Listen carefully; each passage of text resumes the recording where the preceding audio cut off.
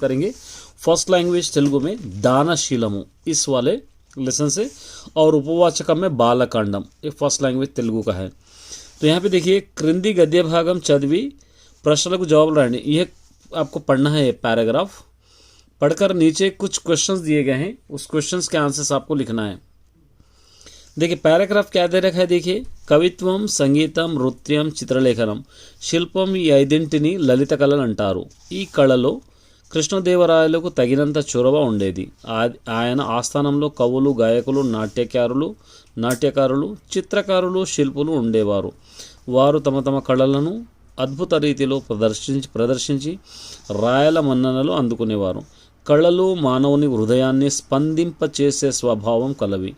కళలను ఆనందించలేనివాడు రాయి లాగే జడుడని చెప్పవచ్చు। एक पैराग्राफ है।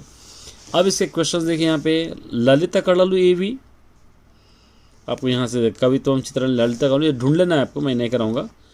కళలకు ఏ స్వభావం ఉన్నది,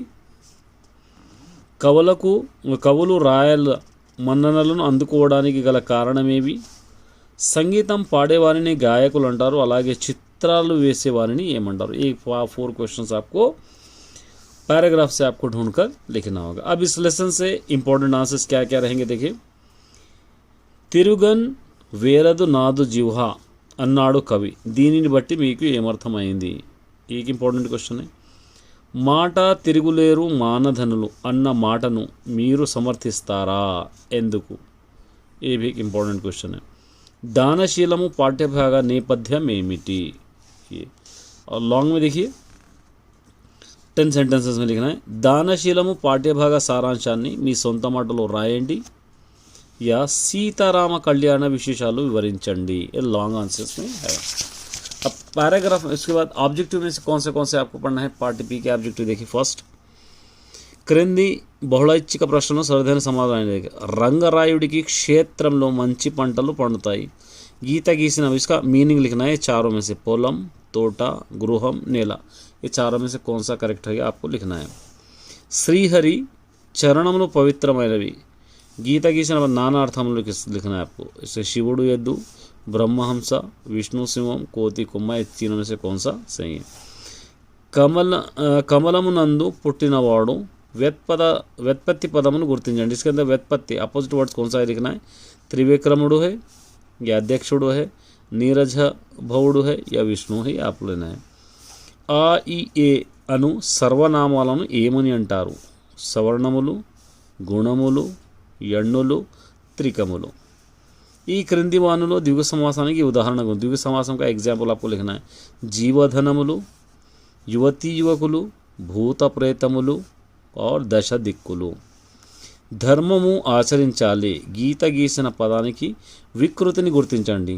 ధర్మము, దమ్మము, उसके बाद धर्ममु, दर्वमु पे रखते हुए मैं अपलोड करने की कोशिश कर रहा हूँ। देखिए ఎవరి భాష వాళ్ళకు వినసొంపు, इस वाले लेसन में से कौन से इंपॉर्टेंट पैराग्राफ हो सकता है, कौन से आंसर्स आ सकते हैं, ऑब्जेक्टिव क्या होगा उसके बारे में देखिए। सबसे पहले ये पैराग्राफ पढ़ के आपको इसके क्वेश्चंस के नीचे 4 क्वेश्चन दिए गए हैं, उसके आंसर्स आपको लिखना है। जैसा మానవుని హృదయమును మధుర భావములతో నింపునది కవిత్వము।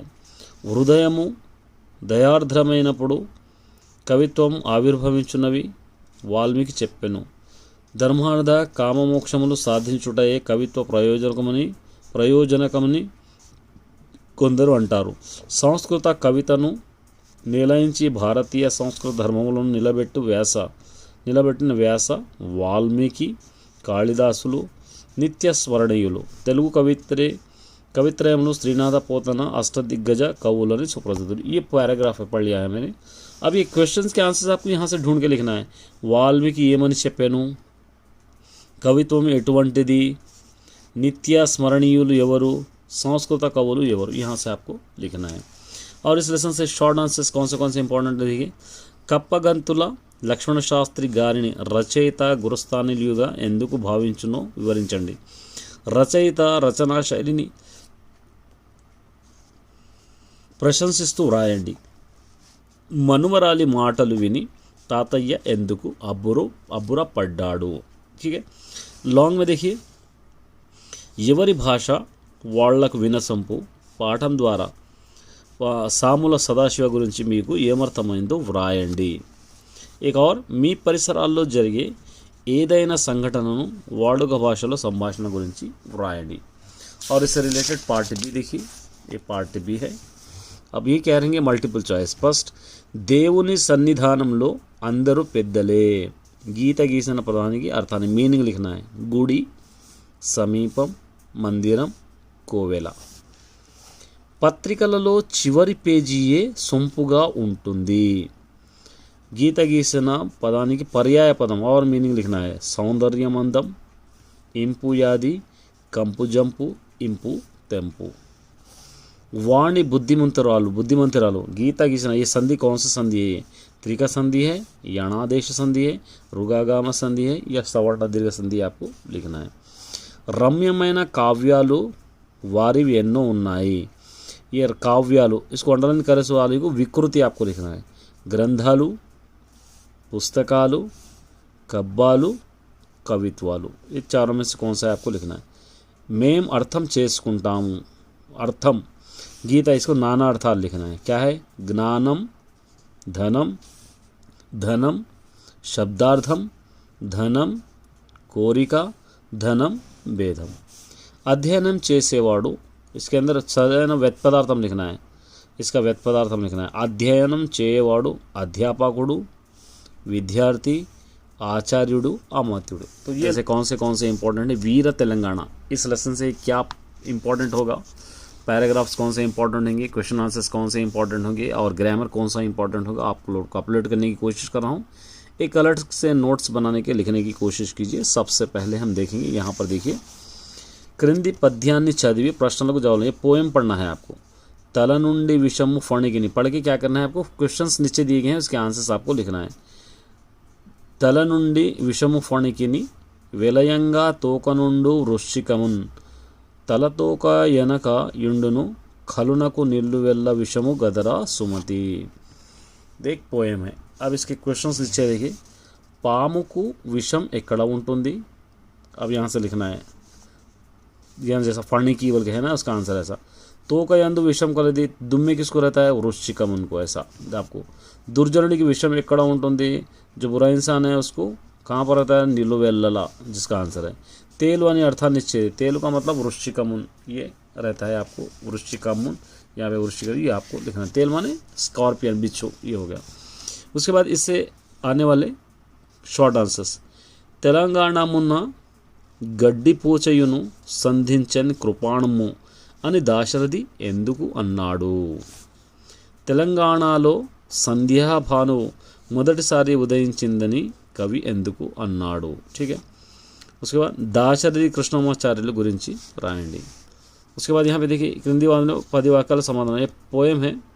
या पोएम के आपको प्रतिपदार्थम लिखना होगा. तल्ली नी प्रतिभा डैश సంధ్యాభాను వెతికించిన్ లేదా తెలంగాణ భావదీయ तेलुगु जोधुल बड़ा. तो ये होगा. ठीक है.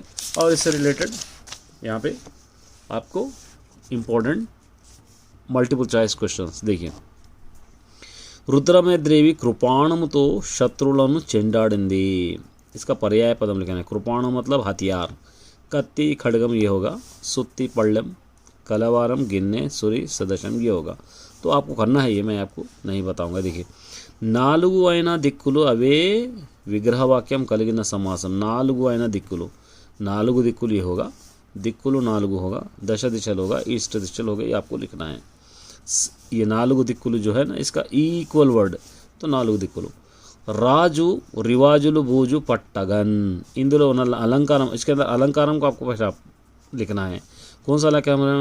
वृक्षानुप्रास अलंकारम है, चेकानुप्रास अलंकारम है और लाटानुप्रास अलंकारम है, यमक हमें आपको लिखना है. तल्ली नी प्रतिभा विशेषमुలు భూత ప్రేత హస్తములని ये पद्यपादము గుర్తించండి. उत्पलमाला है या चंपकमाला है या मत्तेबम है या शार्दूलम है आपको लिखना है. ये देखिए నా తెలంగాణ కోటి రతనాల వీణ అని దాశరథి అన్నాడు. పరోక్ష వాక్యం గుర్తించండి. कौन सा है. నా తెలంగాణ కోటి రతనాల వీణ అని దాశరథి చెప్పాడు. తన తెలంగాణ కోటి రతనాల వీణ అని దాశరథి అంటున్నాడు. తన తెలంగాణ కోటి రతనాల వీణ అని దాశరథి అన్నారు, నా తెలంగాణ కోటి రతనాల వీణ అని దాశరథి చెప్తున్నాడు. ये होगा. క్రింది పదాలకు సవర్ణ దీర్ఘ సంధి ఉదాహరణ. సవర్ణ దీర్ఘ संधि का एक एग्जाम्पल आपको लिखना है. जगमेल्ला, दिशांचलमु, दारिनिच्चिरी, मेनता. तो इस टाइप का ये पेपर है. उम्मीद करता हूँ कि इस लेसन से आप बेनिफिट उठाएंगे. All the best my dear student. इसी तरीके से ऑल सब्जेक्ट भी मैं अपलोड करने की कोशिश करूँगा.